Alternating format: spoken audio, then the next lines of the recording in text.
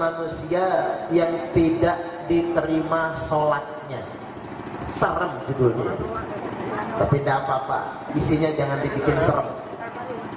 10 golongan manusia yang Allah tidak terima sholatnya. Jadi udah sholat belum tentu diterima. Pengen tahu tidak? Pengen tahu aja apa tahu banget? Banget. Kalau banget tak kasih tahu. Yang nomor 1, orang yang tidak diterima sholatnya adalah rajulun shalla wahidan bi ghairi qiraah. Seseorang yang sholatnya sendirian tidak baca apa-apa.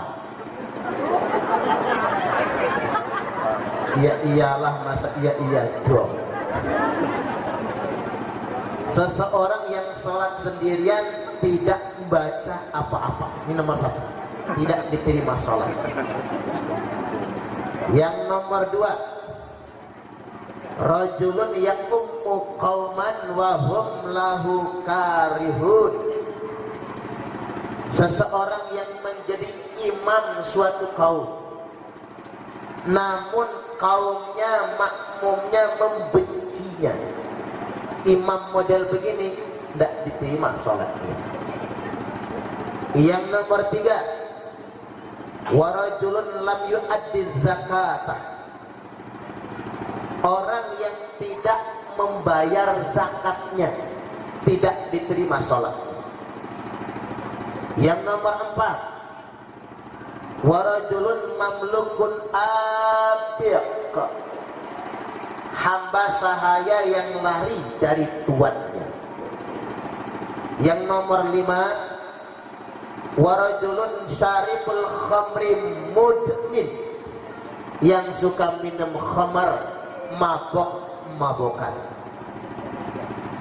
Yang nomor 6, wamra'atun batat wa zawjuha syahidun 'alaiha. Wanita yang tidur di malam hari. Nah lu ibu-ibu, Bu, kalau malam tidur sholatnya nggak diterima. Tapi ya jangan dipotong. Wanita yang tidur di malam hari sedangkan suaminya sedang marah alias ngambek, minta nggak dikasih. Ada yang pengalaman, Bu? Mana yang suka ngambek, Pak? Ngacung, Pak? Bu, ngacung yang paling belakang, bajunya merah hati. Mana istrinya, yang mana ya?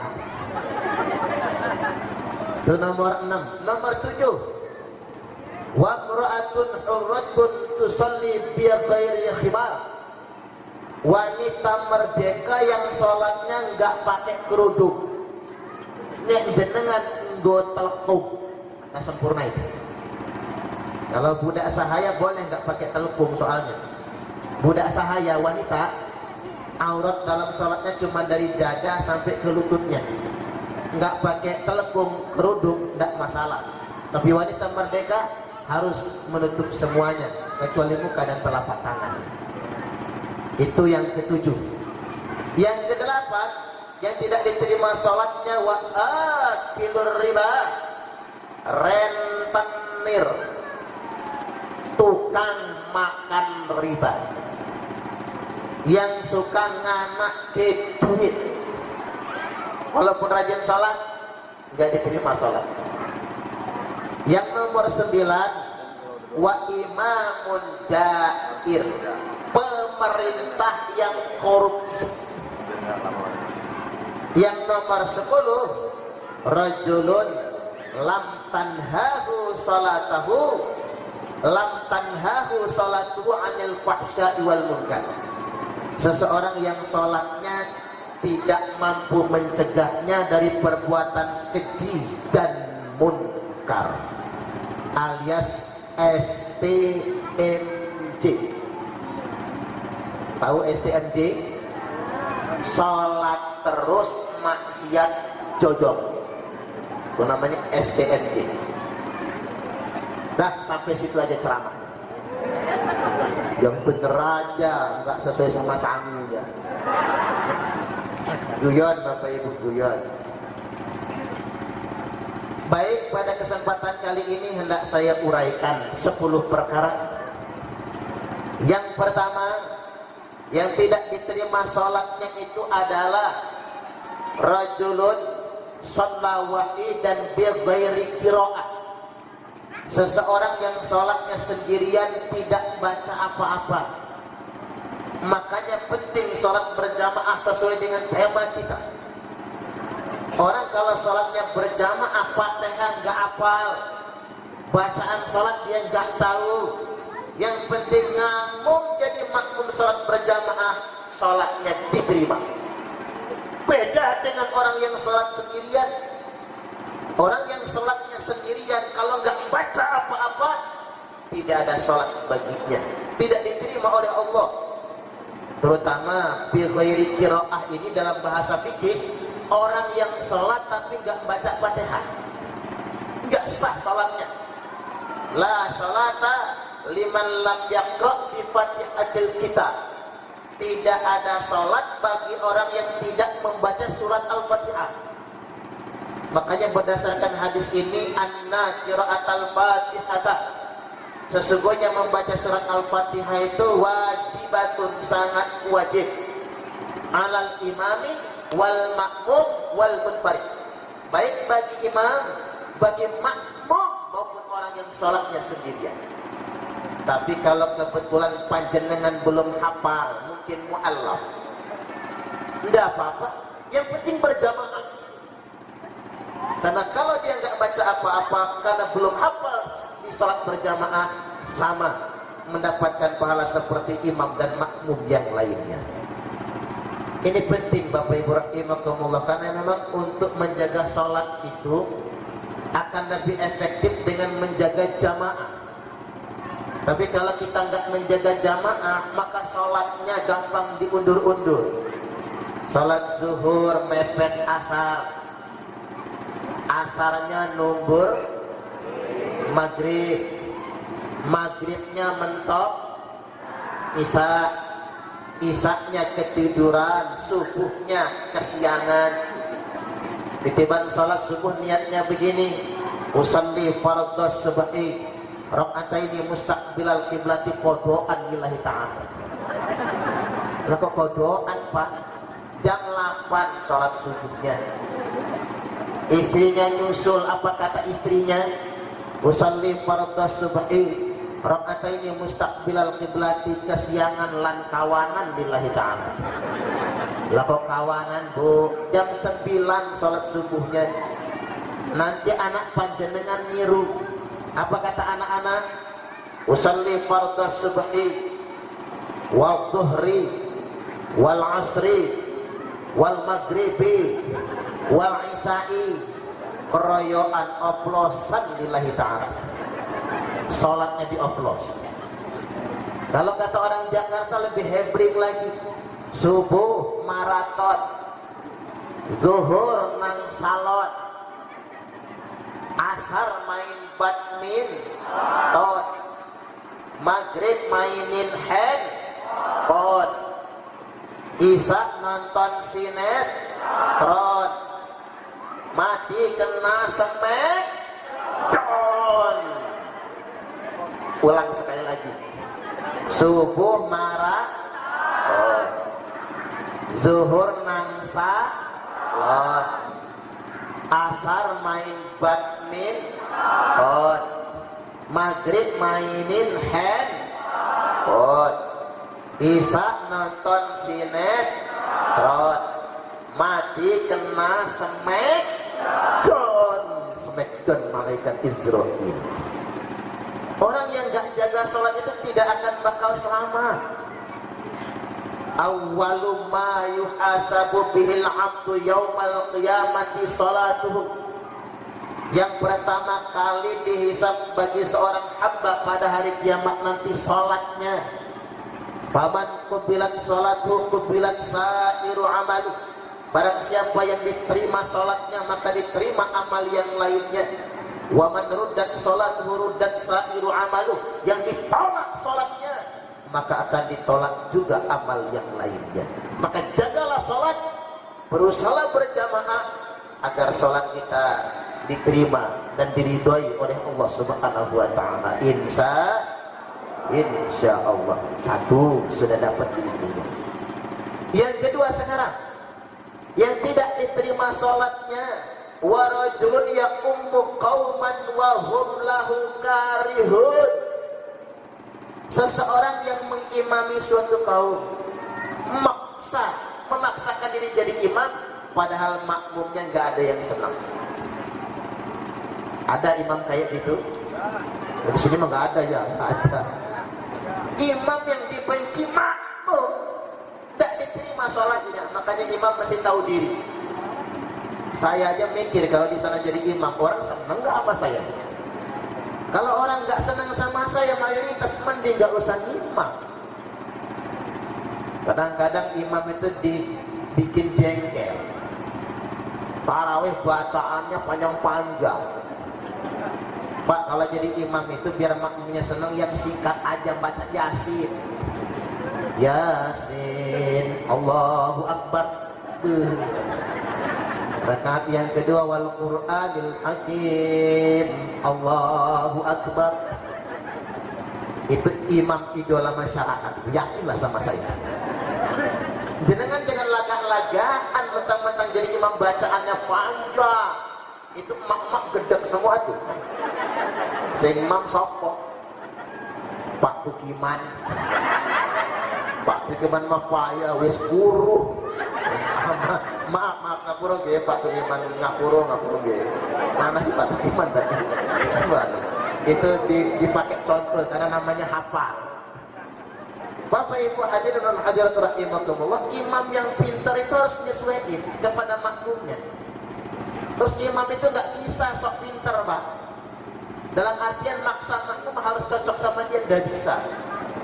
Apalagi kita begini Bapak Ibu, ada pepatah orang Indonesia itu, di mana bumi dipijak di situ langit dijulalang, lain lubuk lain ikan ya. Yang paling bagus imam itu menyesuaikan diri, jangan memaksakan. Makmum senang kunut, imam kunut. Makmum senang zikir jahar, imam zikir jahar. Menyesuaikan, makmum senangnya sayyidina, imam yo sayyidina. Menyesuaikan, tidak salah. Dan itu cuma khilafiyah. Dan mohon maaf Bapak Ibu, banyak imam-imam sekarang ini imam karbitan. Maaf, para imam pokoknya maaf. Ya nampak imam karbitan, mondok aja enggak, tapi sok pinter. Makmum dipaksa harus ikut dia. Belajar juga gurunya mak jelas, kata orang Lampung.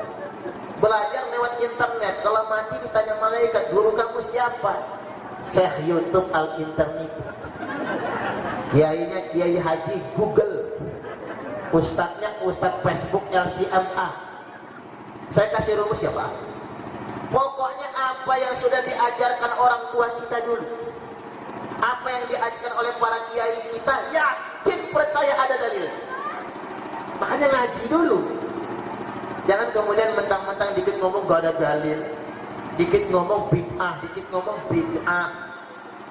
Di Bandar Lampung zaman tahun-tahun biyen itu banyak imam-imam baru membid'ahkan zikir jahar abis sholat.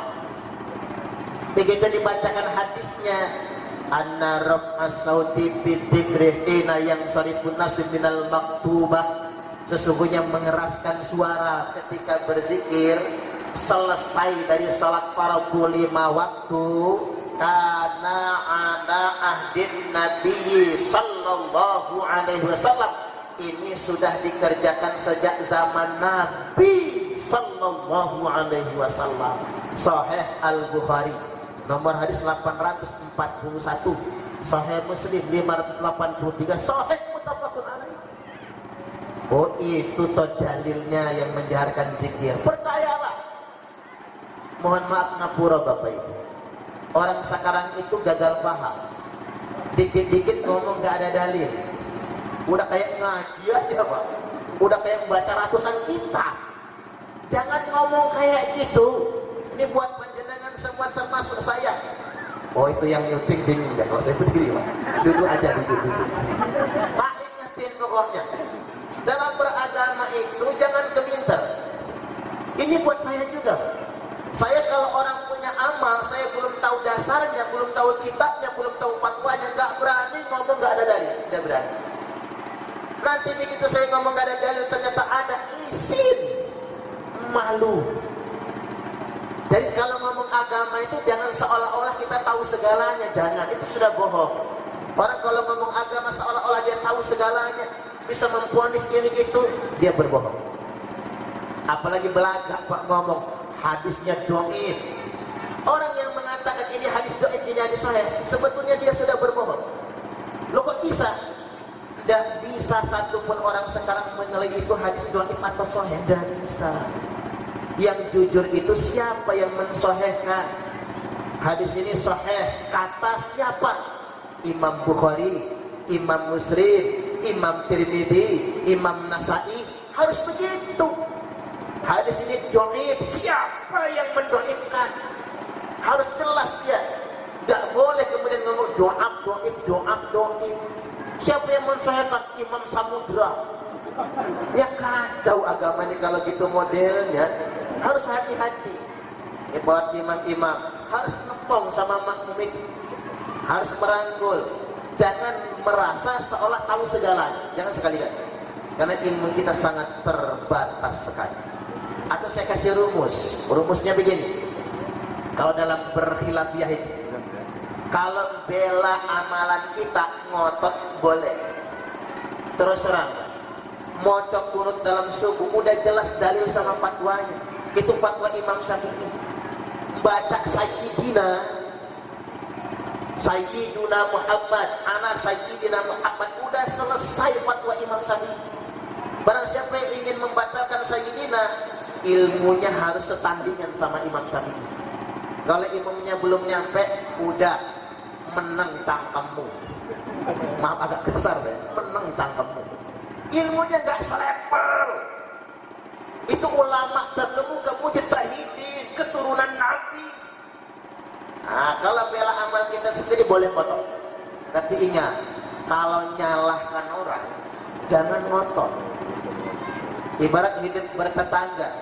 Kalau bela rumah tangga kita sendiri itu hak kita. Tapi ingat, kalau musik rumah tangga tetangga, jangan. Orang yang membela rumah tangganya sendiri mati aja mati syahid. Tapi nek ganggu rumah tangga tetangga, resiko berat. Maka benar kalau kata orang pasaran, laki-laki yang rajin mencium istrinya relatif lebih panjang umur dibandingkan dengan laki-laki yang mencium istri tetangganya. Setuju atau setuju? Rungok ke bapak-bapak, tepuk tangan. Jangan-jangan di sini banyak yang mencium istri tetangga ya? Jangan-jangan. Artinya itu etika kehidupan. Semua orang sepakat dengan itu. Kalau ngebela amal kita sendiri mau kesal. Tunjukkan fatwanya, tunjukkan dalilnya. Tapi ingat, jangan menyalahkan amal orang. Saya bercontoh lagi misalnya Pak, ribut-ribut masalah tawassul. Udah jelas hadisnya sahih Pak. Dalam kitab Sahih Al-Bukhari, apa kata sahabat? Allahumma inna kunna natawassalu ilaika binabiyyina sayyidina Muhammadin. Inna kunna natawassalu ilaika bi ammi nabiyyina. Apa artinya? Ya Allah, sesungguhnya kami berdoa kepadamu dengan bertawassul atas nabi kami. Dan kami bertawassul atas paman nabi kami Abbas bin Abdul Muthalib. Ujung-ujung berfatwa tawassul dengan manusia bid'ah, haram.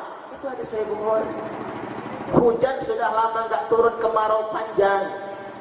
Sahabat doanya belum dikabulkan. Maka doanya diganti. Allahumma inna kunna natawassalu ilaika bin nabiyina wa ammi nabiyina. Ya Allah, sesungguhnya kami tawasulan dengan nabi kami dan pamannya nabi kami Abbas bin Abdul Muthalib. Hujan turun deras bukan main. Tapi nek iso ya Pak, tawasulan itu sama orang yang jelas solehnya. Udah tawasulan Allahumma inna kunana tawasalu ilaika bi Bapak Budiono. Sesok Pak Budiono diberitakan megang istri tetangga. Kan ngisin nih. Makanya kita sekarang tawasulan sama ulama yang sudah jelas solehnya, yang wafatnya husnul khotimah. Makanya ulama kita mengajarkan mending sama ulama yang sudah wafat, ketahuan baiknya. Kalau masih hidup belum tentu akhirnya kayak mana. Ya Baya, hal-hal yang begini yang harus kita pahami sebetulnya. Baik, kembali lagi, namun memang Bapak Ibu tidak ada imam yang sempurna. Ya imam jangan salah terus ke. Imam juga penting kalau disalah-salahkan. Tidak ada yang namanya imam musola masjid yang sempurna. Kita juga maklum. Kadang-kadang saya juga bingung sama masjid zaman sekarang ini. Masjidnya besar, megah, tapi kosong. Kalau kata Pak Parjoko tadi kan begitu ya. Masjidnya mewah, tapi isinya nggak ada. Kadang-kadang Bapak Ibu ada cerita jenenge Mbah Slamet. Enten Mbah Slamet. Enten deh. Mbah Slamet muadzin kampung adzan jam 11 malam. Ribut tetangga kampung, tetangga masjid, wis edan Mbah Slamet. Mosok jam 11 malam adzan. Orang kumpul ke musola, Mbah Slamet keteriakin, bah! Sampai wis edan yo. Ini kan jam 11 malam nopo sampean adzan. Mbah Slamet diteriakin edan malah ketawa. Kata Mbah Slamet mau pastisaan wis tak adzani. Sampean gak ada yang datang. Ini jam 11 malam diadzani kok pada ngumpul. Niki sing edan sampean nopo kula. Pinter Mbah Slamet. Makanya Pak Tukiman kalau musolanya sepi adzannya jam 12 malam. Paling Pak Kadis bawa pentungan. Nggak berani mentung, percayalah sama saya. Artinya Bapak Ibu rahimakumullah, kadang-kadang kita bikin masjid bagus, musola bagus, tapi kosong. Dan parahnya lagi kalau imamnya nggak ada yang datang. Begitu subuhan dorong-dorongan yang jadi imam. Terpaksa yang jadi imam Mbah Slamet. Karena Mbah Slamet yang paling tua. Kata Mbah Slamet, aku ora apal kunut. Wis Mbah, gak usah kunutan, sing penting subuhan. Jadi boleh Pak, sekali-kali gak baca doa kunut. Kalau gak apal gak apa-apa. Oh gak apal kok. Tapi kalau apal ya dibaca. Kalau apal gak dibaca, kalau madzhab Syafi'i sujud sahwi. Kalau gak baca doa kunut, karena min ab'adi shalah. Tapi kalau gak apal ya gak usah sujud sahwi. Karena gak apal. Oke, kata Mbah Slamet, langsung ngimam Mbah Slamet. Rakaat pertama bacaannya lancar, Fatihah kali kul huwallahu ahad, lancar. Begitu rakaat kedua berfatihah, Mbah Slamet menang, enggak baca. Makmum langsung ngasih kode, aham. Mbah Slamet sek menang, aham. Tambah rame yang aham. Akhirnya Mbah Slamet noleh ke belakang. Kata Mbah Slamet, boleh baca kulhu lagi enggak? Boleh Mbah, kata makmumnya. Hancur sholatnya. Ya enggak salah Mbah Slamet, imamnya enggak ada yang datang. Maka dari itu Bapak Ibu harus serba maklum lah kalau sholat berjamaah itu. Tapi memang harus kompromi. Imam menyesuaikan selera makmum. Makmum juga takzim, ikram kepada imamnya, itu yang bagus. Tapi kalau imamnya arogan, memaksakan kehendak, apalagi ada cerita katanya orang puasa imamnya ngudut di kamar mandi masjid. Nah jangan. Imam harus menjadi teladan, digugu dan ditiru. Imam yang dibenci itu imam yang gak bisa digugu dan ditiru, gak bisa jadi teladan. Kerjaannya nyuitin janda. Ada janda nggak? Boleh lah Pak, ada anak yang tanggung jawab. Jenengan sesepuh loh Pak. Baik, saya lanjutkan. Dapat 2 kita sekarang. Yang nomor 3, rajulun lam yu'addi zakata. Yang tidak diterima sholatnya itu adalah seseorang yang tidak bayar zakat. Awas, hati-hati, bukan cuma zakat fitrah, zakat mal juga harus dibayar. Yang maha kaya itu Allah. Gina pergi mosok jenengan sugih kaya tapi pelit, nanti enggak diberkahi usahanya. Yarfa'allahu ta'ala al-barakata min kasbihi wa rizqihi. Allah mencabut keberkahan dari rezeki dan usahanya. Siapa yang usahanya dicabut keberkahan, siapa yang rezekinya dicabut keberkahan? Salah satunya orang yang tidak membayar zakat. Percayalah Bapak Ibu, mana kasat sadaqatum mimmal, sedekah dan bayar zakat itu tidak akan pernah mengurangi harta. Bal yazdad, bal yazdad, bal yazdad. Malah nambah, malah nambah, dan malah nambah. Tidak akan rugi. Jangan takut berbisnis dengan Allah. Mengapa orang banyak kaya tapi miskin rasa? Dikarenakan tidak berzakat, tidak bersedekah, dan malah sholat. Maka kelihatannya hartanya kaya tapi jiwanya miskin. Maka benar kalau kata orang bijak, betapa banyak orang yang kaya harta tapi miskin hati, dan tidak sedikit orang yang miskin harta tapi kaya hati. Ya bayar. Saya perlu sampaikan, bukan kaya yang membuat engkau bahagia, tapi bahagia yang menjadikan engkau kaya.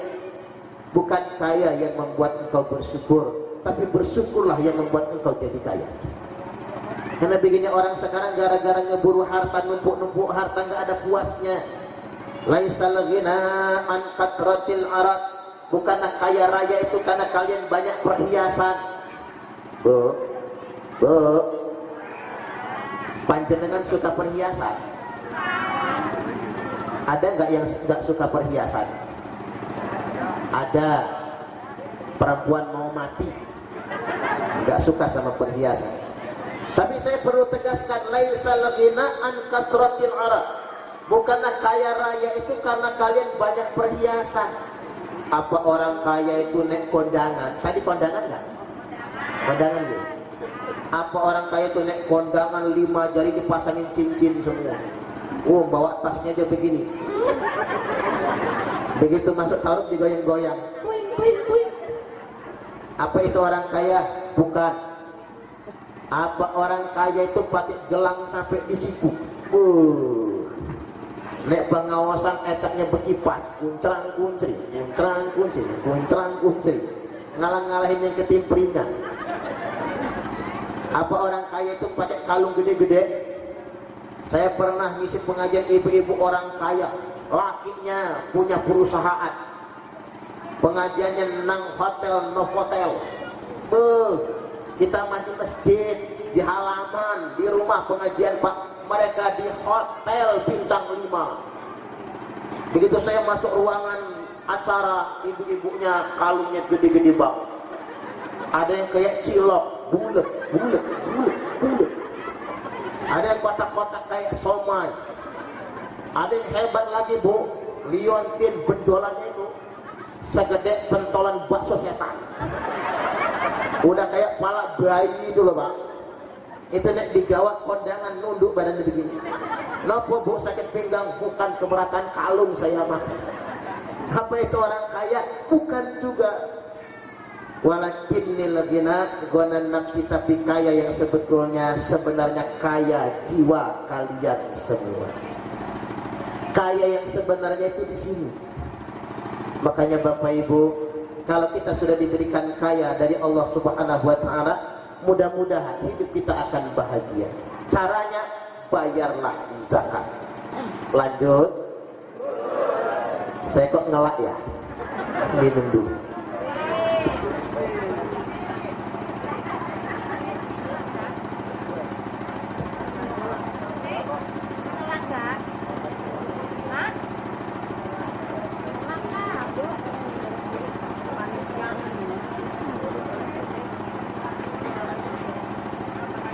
Sekarang nomor 4. Yang tidak diterima sholatnya adalah warajulun mamlukun abiq, hamba sahaya budak yang lari dari tuannya. Ya zaman sekarang gak ada lagi budak, Kalau budak Palembang banyak, budak Semendugan banyak, budak Sunda loba cenah. Budak yang melahirkan tuannya, budak yang lari dari tuannya maksud saya. Tapi kalau mau pakai kias-kiasan, budak yang lari dari tuannya itu sama dengan PNS. Ada PNS dari sini, pegawai negeri. Makanya jenengan yang ngantri daftar PNS calon budak. Maaf ini calon budak. Wong SK-nya sudah dikasih S-nya, tergadai kemerdekaannya. Kan orang sudah pakai SK itu tergadai kemerdekaannya. Ngapura gini. Pak Subur bukan PNS kan? Bukan. Tapi PNS itu bagus, mengabdi kepada negara. Tapi PNS yang lari dari tugasnya, jangan ngantor malah ke mall. Mestinya mereka bertugas malah mereka jalan-jalan. Maka boleh jadi tidak diterima sholatnya. Sama dengan budak sahaya yang lari dari tuannya. Itu yang nomor 4. Nomor 5 sekarang. Warajulun syaribul khamri mudmin. Seseorang yang minum minuman keras, mabok-mabokan. Nah, karena memang momentum kita Isra wal Mi'raj. Begini Bapak Ibu, dalam perjalanan Isra wal Mi'raj, utiku bil buraq, didatangkan kepadaku buraq, kata Nabi. Faraqibtuhu hatta ataitu Baitul Maqdis. Aku numpak buraq ini sehingga aku tiba di Baitul Maqdis. Baitul Maqdis itu di mana? Di mana? Purwodadi dalam Palestina, gitu. Sampai di Palestina, Masjid Al-Aqsa. Tsumma dakhaltul masjida fa shallaitu bihi rak'atain. Aku masuk masjid, kata Nabi, sholat 2 rakaat. Tsumma kharajtu, selesai sholat 2 rakaat, faja'ani Jibril, mendatangi aku malaikat Jibril, min nahiyatil masjid, di beranda masjid, bi ina'im min laban, dengan segelas susu di tangan kanannya, wa ina'im min khamrin, dan segelas khamr di tangan kirinya. Nabi dikongkon milih, tangan kanan susu, tangan kiri khamr. Susu itu bahasa Inggrisnya, khamr itu bahasa Inggrisnya susu genderuwo. Di pal putih dalam ada banyak, jangan-jangan pusatnya lagi. Tangan kanan susu, tangan kiri susu genderuwo, khamr. Walaupun masih enak miliknya, adresnya pasti, alamatnya jelas. Tangan kanan pilih susu, tangan kiri pilih khamr. Persis kayak nyanyian zaman dahulu. Madu di tangan kananmu, racun di tangan kirimu. Pilih yang tangan kanan madu, pilih yang tangan kiri racun. Ibu-ibu kalau boleh milih di madu apa di racun? Coba diulang lagi. Kalau pilih tangan kanan susu, tangan kiri khamr, pilihnya susu. Tangan kanan madu, tangan kiri racun. Ibu-ibu kalau suruh milih di madu nopo di racun? Enggak milih di madu makanan, milih di racun mati. Oh, salah pertanyaan. Kalau zaman dulu enak Bapak Ibu milihnya, madu tangan kanan, racun tangan kiri, susu tangan kanan, khamr tangan kiri. Tapi zaman sekarang, zaman kamuflase, mereknya susu, isinya khamr. Katanya madu, dalamnya racun. Hidangannya kopi, dalamnya sianida. Matilah wayan Mirna Solihin, diracun sama Jessica Kumala Wongso. Geger se-Indonesia tahun-tahun yang lalu ini, gara-gara kopi Jessica. Itu ngapa dibikin geger se-Indonesia, seakan-akan Allah ingin menyadarkan bangsa Indonesia. Zaman sekarang ini zaman kamuflase, jangan tertipu oleh penampilan. Tampilan boleh madu, kelihatan boleh susu, dalamnya belum tentu. Kok saya terlalu semangat ya? Jadinya dia nyangkut suaranya kali. Bapak Ibu rahimakumullah, penampilannya malaikat, dalamnya belis. Ini hati-hati zaman sekarang. Banyak orang menggunakan agama sebagai jualan. Ini mau masuk YouTube nih, masuk TV nih Pak.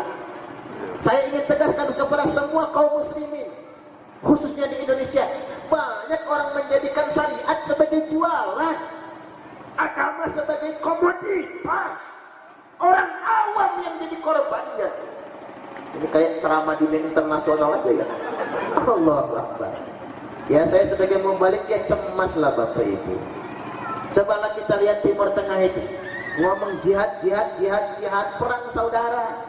Itu mah bukan jihad, rebutan kekuasaan. Malu-maluin yang kayak gitu. Orang ribut tentang corona yang diributkan. Sampai salamannya pakai siku. Yang ngisi-ngisi loh pakai siku. Panik karena corona. Yang mati gara-gara corona itu baru sekian puluh orang. Coba kita berhitung, perang Suriah, perang Irak, perang Yaman, jutaan orang mati. Apa kata dunia? Nggak ada yang teriak dan panik Bapak Ibu. Makanya kita harus menyadari dengan ini semua. Balik lagi bahwasanya kita hidup di zaman penuh kamuflase. Maksud saya begini Pak, zaman sekarang ini banyak orang pinter tapi nggak benar. Iya Pak ya. Kita nggak nunjuk bangsa kita sendiri. Indonesia ini negara kaya loh Bapak Ibu. Apa kata peneliti dari PBB? Indonesia itu negara kaya tapi rakyatnya miskin. Betul apa betul? Tapi bandingkan sama Singapura. Singapura itu negara miskin tapi rakyatnya kaya. Singapura nggak punya kebun karet. Tanya sama orang Singapura, nggak percaya. Orang Singapura nggak punya kopi, nggak punya cengkeh, nggak punya sawit, nggak punya lada. Singapura nggak punya minyak, nggak punya gas, nggak punya batu bara. Tapi mereka kaya. Malah kita impor minyak dari Singapura. Apa sebabnya? Orang Indonesia senang jual mentahan. Mentahannya kasih ke Singapura. Singapura yang bikin premium, Pertalite, Pertamax, biodiesel, apalagi yang lainnya, Pertamina Dex, jual ke Indonesia. Apa kita nggak sanggup bikin sendiri? Sanggup, tapi nyari ujung. Kalau jual mentahkan Indonesia dapat fee, tuku meneh entok fee. Nih Indonesia raya tercinta, maka rakyatnya miskin. Mohon maaf, di Lampung ini yang punya tanah lebar-lebar kan perusahaan. Iya Pak ya. Nggak usah disebut perusahaannya karena mau masuk YouTube soalnya. Yang mohon itu yang punya perusahaan itu. Orang luar yang punya, kalau punya PTPN tidak masalah. Makanya kalau saya jadi presiden, semua tak ambil itu, tak kasih sama PTPN semua. Wajib mempekerjakan orang Purwoda di dalam semua dengan gaji 10 juta sebulan. Kalau saya jadi presiden, kalau saya jadi presiden, Pak Budiono langsung Bapak Menteri Pemuda Olahraga, Pak Subur Menteri Agama, Pak Dana Menteri Perkebunan. Apalagi, tapi siapa yang memilih saya? Oh, nyalon kades saja belum tentu kepilih. Nyalon ketua RT aja nggak dilirik orang. Ini semangat aja, jangan diambil hati guyon. Tapi memang Pak, negara kita tuh banyak orang nggak pintar tapi nggak benar. Pak, bandingin ya, mending orang goblok nggak benar sih, mending mafsadat kerusakannya daripada orang pintar nggak benar. Kalau orang goblok nggak benar, paling nyuri kotak amal musola. Pernah hilang kotak amal? Nggak ada kotak amalnya di situ. Di masjid mungkin ada ya. Orang goblok nggak bener itu nyuri kotak amal musola, udah tahu bakal disumpahin orang yang sholat masih nyuri. Goblok nggak bener. Tapi kalau orang pintar nggak bener Pak, bukan kotak amal musola yang dicuri, hancur uang negara ini dikorupsi mereka. Itu kerjaan orang pintar nggak bener. Semua yang korupsi itu orang pintar semua. Dia ada begini? Nggak ada lah saya nonton berita KPK nangkep petani lagi belepotan tanah sawah. Nggak ada beritanya itu. Pak KPK niki petani nopo ditangkap, ini petaninya korupsi lumpur sekarung. Nggak ada ceritanya itu. Orang pintar yang korupsi. Makanya begini Pak, semua partai politik itu kan sudah tercemar ya? Makanya saya sering ngomong, nggak ada partai malaikat, nggak ada. Nggak penting apa partainya, kalau saya ini belak-belakan ini, mohon maaf sebuah partai ya. Nggak penting apa partainya, tapi yang penting di partai manapun Anda jangan korupsi. Setuju apa setuju? Ya dapat harus begitu dunia ini. Sini udah ngaku Islam tapi korupsi. Subhanallah, mohon maaf, belum jadi anggota dewan kemana-mana numpak motor biasa, udah jadi anggota dewan malu lah pakai motor. Ini kredit Innova, Fortuner, akhirnya apa? Korupsi. Ini belak-belakan saya. Tapi banyak anggota dewan yang nggak korupsi ya banyak. Kadang-kadang begitu, kepilih lupa, nggak kepilih ngambek. Saya di Bandar Lampung nyumbang karpet masjid. Begitu habis pemilihan nggak diterima, karpet masjid diambil lagi, disita kembali. Ngambeknya berlebihan. Subhanallah. Ini belak-belakan. Banyak orang pintar nggak benar. Balik lagi ke khamar tadi. Nabi disodorkan susu atau khamar. Kata Nabi, fakhtartul laban, aku pilih segelas susu. Wa qala Jibril berkata, ikhtartal fitrah, pilihan kamu benar. Loh Jibril, seandainya aku milihnya khamar apa jadinya? Seandainya engkau minum khamar Muhammad, maka umatmu bakal jadi pemabok semua. Subhanallah. Baru dapat 5 kita ya. Yang keenam sekarang, wa mar'atun batat wa zawjuha saqitun 'alaiha. Yang tidak diterima sholatnya wanita yang tidur di malam hari, sedangkan suaminya sedang murka kepadanya. Bu, nggak boleh nolak suami.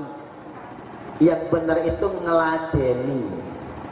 Kalau bisa suami pulang ngeriung variasinan, ngasih kode, Munaro, Bang Ocit pulang, prepet. Ibu-ibu langsung nyaut, gurih nyoy. Dandan yang cantik, bedak sekotak habisin gak apa-apa.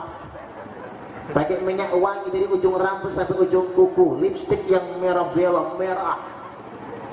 Pakai baju singleton bu, singkele eketokan. Kemudian pakai celana pendek. Begitu suami masuk, tak ajarin caranya. Masuk kamar, nah ngajarnya berdiri. Udah pakai lakban ya bu, sama celana pendek. Ya boleh dong kalau dalam kamar. Kaki kiri sejajar dengan badan, kaki kanannya majukan ke depan, tumitnya diangkat. Nah, persis kayak foto model. Tangan di dada, dagunya diangkat, matanya mendelik. Itu ngalang-ngalahin Maryam Belina. Ini mah boro-boro mama-mama ini. Nek pengawasan gue bedak. Ke pasar pakai lipstik, arisan pakai minyak wangi. Ketiban tidur sama lakinya bau balsem. Campur autan. Mending tidurnya bener, tidur cuman pakai daster. Dasar habis masak pakai tadi pagi, ngulek sambal terasi gak cuci tangan, main dikual-kual di bajunya. Begitu suami ikutan tidur kok di kasur bau terasi. Ketiban lihat bininya matanya belean, hidungnya upilan, giginya jigongan. Allahu Akbar. ngiler, kupingnya congek. Umpama ya. Makanya ibu-ibu, wanita yang bakal masuk surga yang melayani suaminya. Dan ada beberapa fadilah wanita itu. Ibu-ibu senyum sama suami saja, pahalanya sama seperti sedekah sebesar gunung Uhud. Panjenengan kali bojone banyak senyum mau ngambeknya. Senyum ya Pak, senyum aja lah. Ibu-ibu nyuci baju suami. Ibu kalau baju suami dicuci mesin cuci apa cuci sendiri? Cuci sendiri deh, jangan mesin mah ngerusak. Saya baju gak pernah cuci mesin cuci, rusak. Jadi cuci sendiri. Ibu-ibu nyuci baju suami 1 lembar saja dapat 1000 pahala, dicabut 2000 dosa. Apalagi jenengan nyuci baju suami 10 sehari, 2 kolornya, udah 2. Kolor malam, kolor siang. Yang ketiga baju kaos dalam. Yang keempat kaos oblong. Yang kelima kemeja pendek. Yang keenam kemeja panjang. Yang ketujuh baju koko. Yang kedelapan kolor pendek. Yang kesembilan celana panjang. Yang ke-10 sarung. Ibu-ibu mendapatkan 10.000 pahala, dicabut 20.000 dosa. Makanya Bu kalau habis bikin dosa nyuci baju. Waduh Pak Ustaz, bajunya sudah bersih semua, yang bersih cuci lagi. Tanya sama suaminya, Pak apa? Kolornya mana Pak? Ya tanggul lama. Lepas Pak. Kirain mau ngajak apaan, ternyata punya nyuci ya Mbak ya. Allahu Akbar.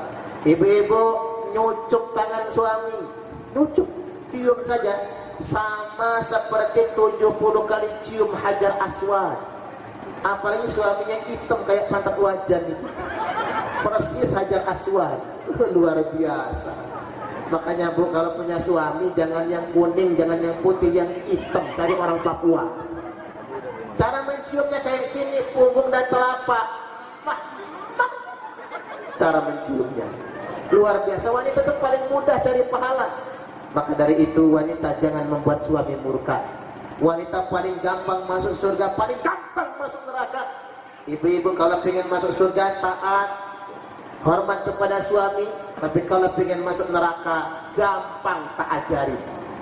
Suami lagi tidur Bu, sepak pala, gratis masuk neraka. Jajal kalau nggak percaya. Allahu Akbar. 6 ya. Yang ke-7 sekarang, wa mar'atun hurratun tusalli bi ghairi khimar. Wanita merdeka yang sholat nggak pakai kudungan. Ya iyalah, kalau orang Indonesia itu insya Allah paling rapi sholatnya, pakai telekung panjang-panjang.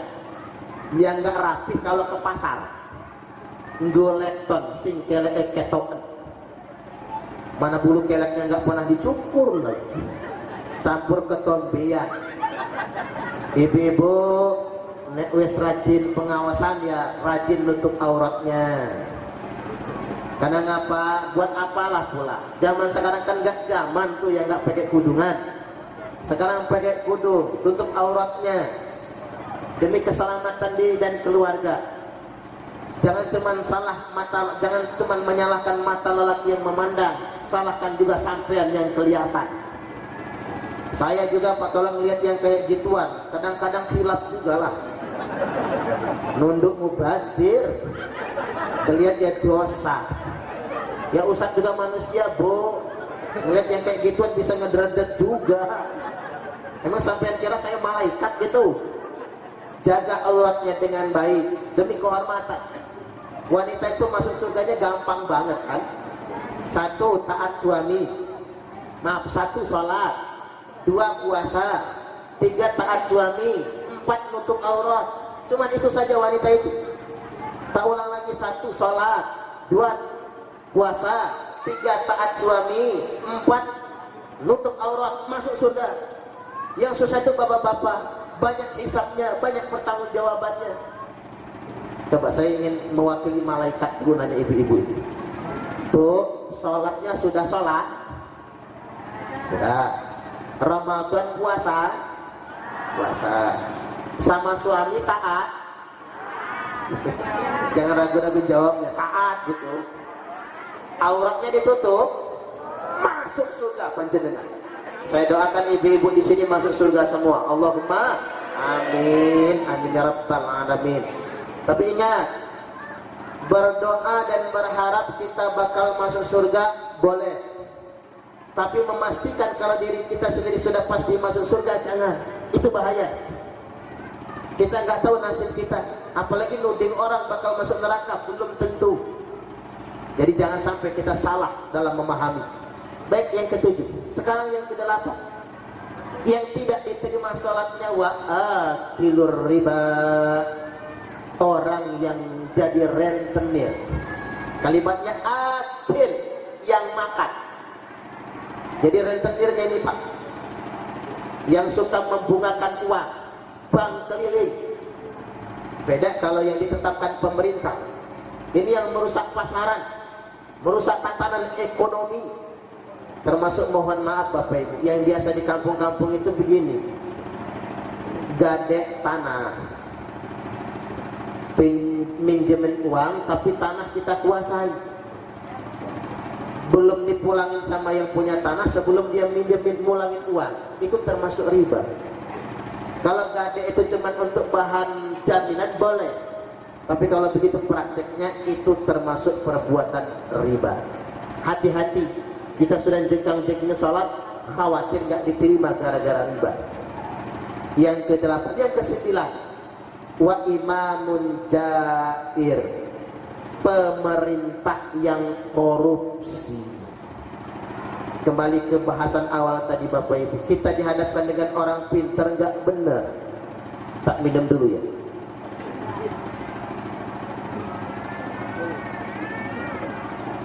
Minta air putihnya saja.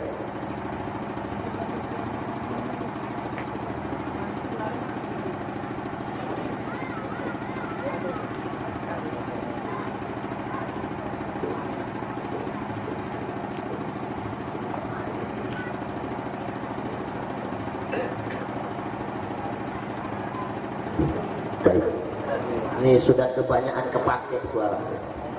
Makanya kalau teriak jadi serak. Tapi nggak teriak nggak enak. Pemimpin yang korupsi. Pemimpin yang korupsi. Saya alhamdulillah Bapak Ibu dapat kabar mafia migas sudah ditutup semua oleh Presiden.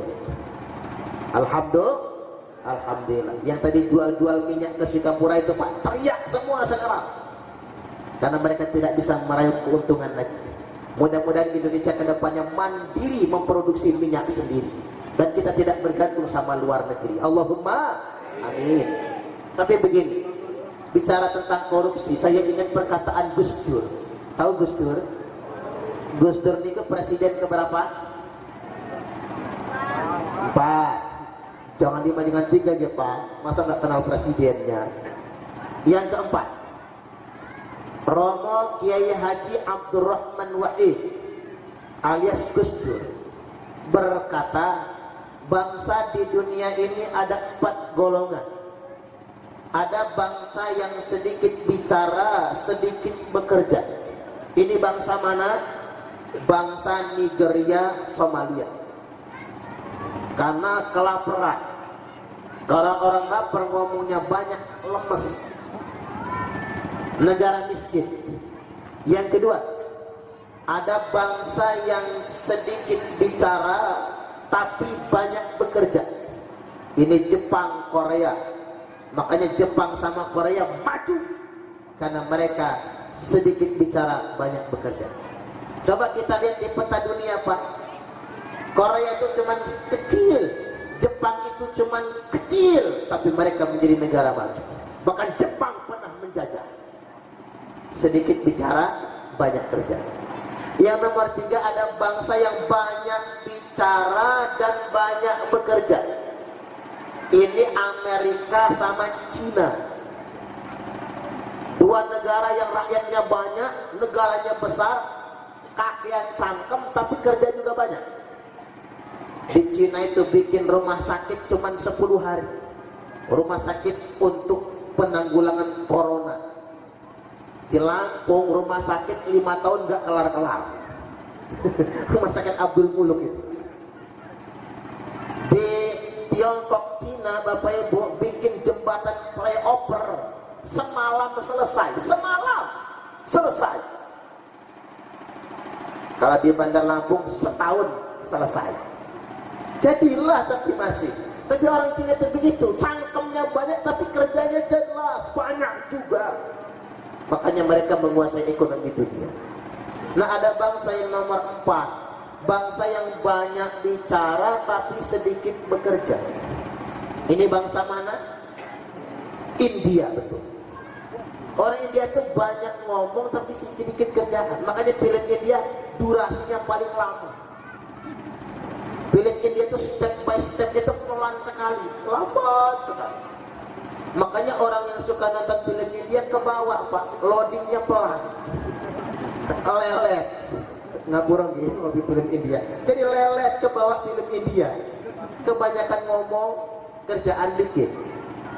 Nah, Gus Dur ditanya, Gus, Indonesia masuk yang mana? Indonesia masuk yang nomor 5.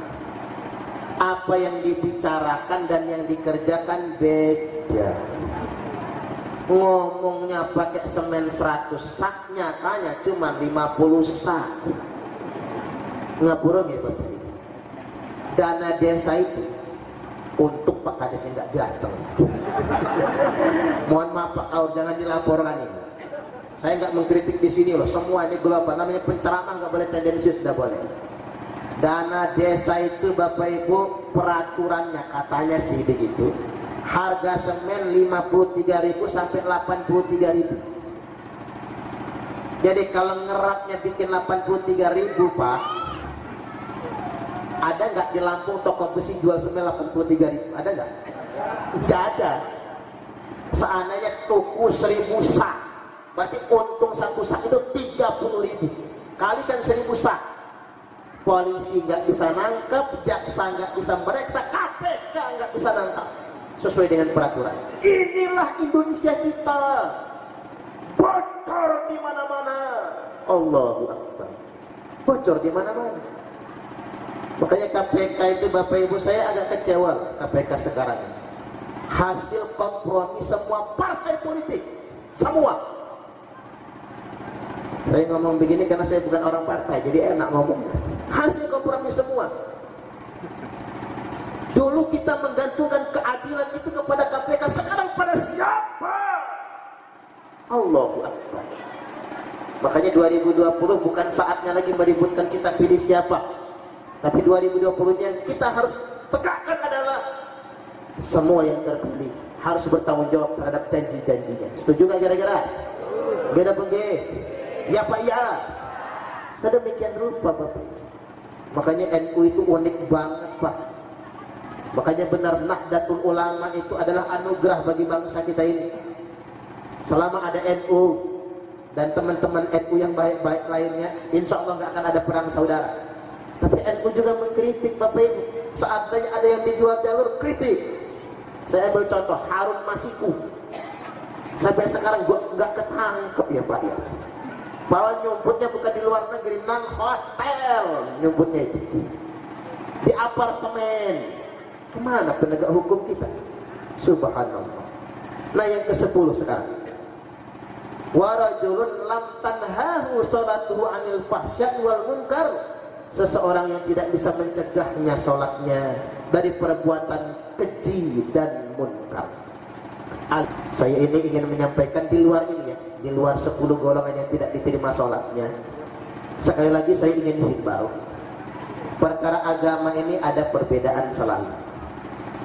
Tapi memang satu hal, bapak-bapak jangan mudah goyah gara-gara disalahkan orang, atau jangan pula mudah menyalahkan orang. Jangan gampang. Saya ambil contoh sederhana misalnya, kayak sekarang lagi nyebar di Facebook itu, takbiran, tahlilan, yasinan, besekan. Di media sosial banyak nyebar tahlilan bid'ah, yasinan bid'ah, besekan haram. Banyak anak-anak kita kan nggak ngaji di pondok Bapak Ibu. mudah terpengaruh yang sedemikian rupa. Padahal sedekah makanan terkait dengan orang meninggal dunia itu hukumnya sunnah. Boleh saya nambah waktu dikit lagi ya? Biar kita ini kalau belum tahu jangan cepat nyalahin maksud saya. Innal mauta yuftanuna fi kuburihim sab'an. Imam Taus ini ulama tabi'in terkemuka. Sesungguhnya orang mati difitnah, diuji, ditanya di kuburnya paling singkat 7 hari 7 malam setelah dikuburkan. Fakanu yusta'abuna ayut ima'anhum ta'aman tilka ayyab. Maka disunahkan bagi keluarga yang ditinggalkan agar sedekah makanan selama hari-hari itu. Oke, biar singkat saya langsung masuk ke dalil. Ngomong apa? Yang mudut silakan mudut. Saya dapat informasi terbaru, asap rokok bisa membunuh virus corona. Nah, sekarang Bapak Ibu yang mengharamkan rokok bingung sekarang itu. Ternyata rokok ada manfaat. Saya ngudut, monggo ngudut. Yang nggak ngudut ya jangan maksa. Nanti malah batuk malahan ya. Itu hasil lapornya begitu. Asap rokok bisa menangkap virus corona dan mematikannya. Pantesan orang Indonesia sukses kena corona karena rata-rata ngudut. Yang kena corona kemarin ternyata yang nggak ngudut. Nah saya nggak ngudut ini. Waduh, apa harus ngudut juga kita ini kira-kira? Baik Bapak Ibu rahimakumullah, langsung ke dalil. Sa'ad bin Ubadah bertanya kepada Nabi, ya Rasulullah, inna ummi matat, ibuku mati, walam tus, dia tidak berwasiat apa-apa, wa akunnuha law takalamat tasadaqah, tapi aku punya pikiran, punya rasa-rasa ya Rasul, seandainya ibuku masih bisa ngomong, mungkin dia ingin sedekah. Betul kata Nabi? Apa yang fa'uha in tasaddaqtu anha, apakah ibuku dapat manfaatnya bila aku sedekah pahalanya atas nama dia? Jawab Nabi, na'am, ya, ibumu dapat manfaat bila aku sedekah pahalanya atas nama dia. Sahih Al-Bukhari 1887, Sahih Muslim 2004, Sahih muttafaqun alaih. Saat takon lagi, tanya lagi, ya Rasul, ayo sedekah afdol, apa sedekah yang utama? Saqyul ma, bagikan air minum. Makanya kalau ada keluarga meninggal, enggak ketang air minum, bagiin. Beli Akunu, beli Aqua, bagiin. Ustaz, duitnya habis, enggak punya buat beli air mineral. Air sumur rebus, masukin tengkok, tuangin ke gelas. Pak Ustaz, gasnya lagi habis. Ya sudah, air sumur nggak usah direbus, langsung bagiin, masukin gelas. Tapi jangan ngomong-ngomong ya Bu, bagiin aja langsung. Mudah-mudahan yang minum nggak anyang-anyangan, yang minum nggak kena sakit. Percayalah, uang memang diniatkan sedekah. Apa jawab Sa'ad bin Ubadah? Ya kalau cuma air minum mah sanggup ya Rasul. Lebih dari air minum apa? Fa'itamu ta'am, hidangkan makanan. Itu hadis Sahih Bukhari Muslim loh Pak. Dalam fikih sunnah 6 perkara yang bermanfaat buat orang mati. Di poin kedua sedekah, salah satunya menghidangkan makanan. Dalam Sahih Muslim, istrinya Ja'far nyembelih kambing. Nabi dan sahabat pulang dari pemakaman, dihidangkan daging kambingnya. Jadi sebetulnya saya dudukkan soalnya dulu. Yang dilarang oleh para ulama itu bukan sedekah makanannya. Yang diharamkan oleh para ulama itu orang melarat gara-gara besekan, rumah segede, kerentenir, utang di tetangga banyak betul. Itu namanya besar pasak daripada tiang. Orang Jaseng ngomong, apa kata orang Jaseng? Biar tekor asal kesohor. Kalau kata orang Palembang, kui putu buatan cek gaya, awak buntu banyak gaya. Nah itu yang tidak boleh. Lagi pula kan sekarang zaman modern Bapak Ibu, kita budaya gotong royong, ada rukun kematian. Makanya nek jenengan suruh nyetor rukun kematian yang bayar je. Ini disuruh nyetor malah protes, saya ini nyetor terus tapi nggak pernah dapat giliran. Allahu Akbar. Mintanya jangan sama Pak Kaum, Pak. Mintanya sama Gusti Allah giliran, minta cepetin corona misalnya. Dapat dia giliran. Ada lagi Bapak Ibu sumbangan orang yang takziah, bapak saya meninggal. Kan dulu pakai bakul baskom ya Pak. Diisi beras, mie kuning sama ayam kan. Bapak saya meninggal, 1,5 ton lebih dapat beras. Kandang ayam penuh, bukan ayam potong, nggak level ayam potong, ayam kampung. Mie kuning karungan loh Bu. Gunakan itu saja. Itu ada gotong royong kita aja. Kalau nggak mampu, tapi kalau mampu Bapak Ibu, orang kaya ingin sedekah bagus. Kemarin bos toko grosir Rizki Pasar Tengah, anak pertamanya meninggal dunia, semua yang takziah diamplopin. Di Pahoman saya pernah ceramah takziah, mantan bupati meninggal, semua yang takziah dikasih besek double. Biasanya yang double cuma yang mimpin tahlil aja kan, ini semua didobelin. Ibu-ibu yang takziah dikasih telepung sama kerudung, bapak-bapaknya dikasih sajadah sama sarung. Begitu pulang semuanya diamplopin. Saya langsung ngebatin, kalau yang takziah aja diamplopin, apalagi saya yang ceramah. Iya juga ya Pak. Guyon Bu, guyon. Nah begini Bapak Ibu, kayak kebiasaan orang Lampung. Kebiasaan orang Lampung kalau ada orang meninggal zaman dahulu, Nyai ninggal, Yai ninggal, Siti, Sidik, Bakas, Tobai, nyembelih sapi, nyembelih kebo. Sekarang mengapa nggak dilakukan? Karena merasa keberatan. Kalau keberatan jangan dilakukan. Tapi ingat, jangan sekali-kali membid'ahkan. Karena kalau bagi orang yang mampu jelas dalilnya. Aisyah Ummul Mukminin radhiyallahu anha berkata, "Kana Rasulullah sallallahu alaihi wasallam yadba'u idza dhabaha syata." Bahwasanya Rasul apabila ketika beliau menyembelih seekor kambing yang besar, fayaqul, beliau bersabda, fa arsilu biha ila asdiqai Khadijah. Kirimkan, bagikan daging kambing ini sedekah untuk para tetangga kerabat atas Khadijah. Sahih Muslim nomor 6646. Ulama bersepakat hadis ini menunjukkan bolehnya sedekah nyembelih kambing, nyembelih kebo, nyembelih sapi atas nama orang yang wafat meninggal dunia. Biasanya orang Wahabi ngomong, mana dalilnya? Nabi mengerjakannya apa enggak? Jelas dalilnya, sahih hadisnya. Nabi sendiri yang mengerjakannya.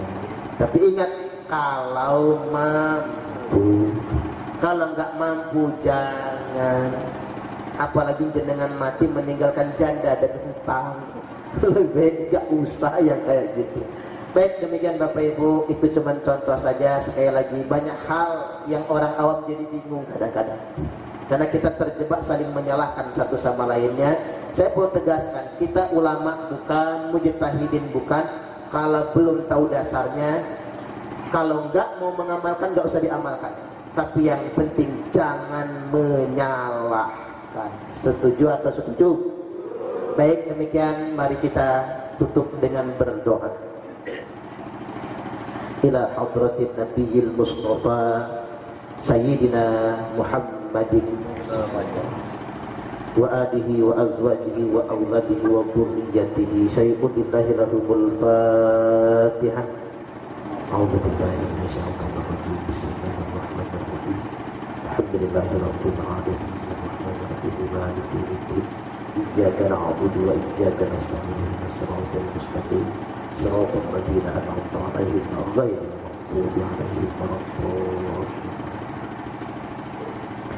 Ya dzal jalali wal ikram. A'udzu billahi minasyaitonir rajim.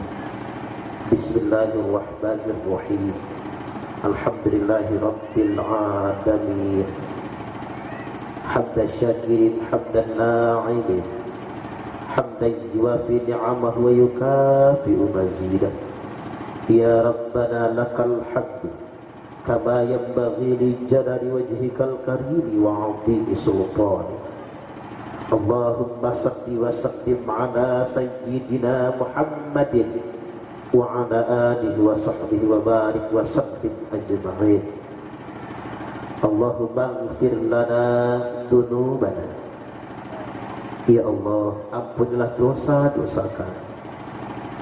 Wali walidaina, dan ampuni dosa kedua orang tua kami.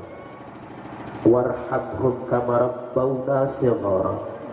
Sayangilah mereka ya Allah, persis sebagaimana mereka menyayangi kami sejak kecil. Allahumma inna kunna natawassalu ilaika binabiyyina sayyidina Muhammadin sallallahu alaihi wasallam.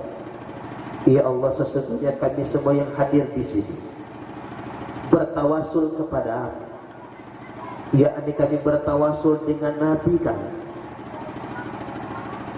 Wa bihadzal majlis, dan kami bertawasul dengan majlis pengajian Isra wal Mi'raj ini. Wa biman hadara fi hadzal majlis, dan kami bertawasul dengan semua orang soleh dan orang yang ikhlas yang hadir di sini, agar Engkau mengabulkan doa kami ya Allah. Rabbana ja'alna muqimas sholati wa min dzurriyyatina ya Rabbana. Jadikanlah kami semua orang-orang yang mendirikan sholat, begitupun seluruh anak keturunan kami. Allahumma dafa'annal ghala wal bala wal waba min virus corona. Allahumma dafa'annal waba min wabah corona. Allahumma dafa'annal waba min wabah corona min baladina hadza Indonesia khassah wa min buldanil muslimin 'ammah innaka 'ala kulli syai'in qadir.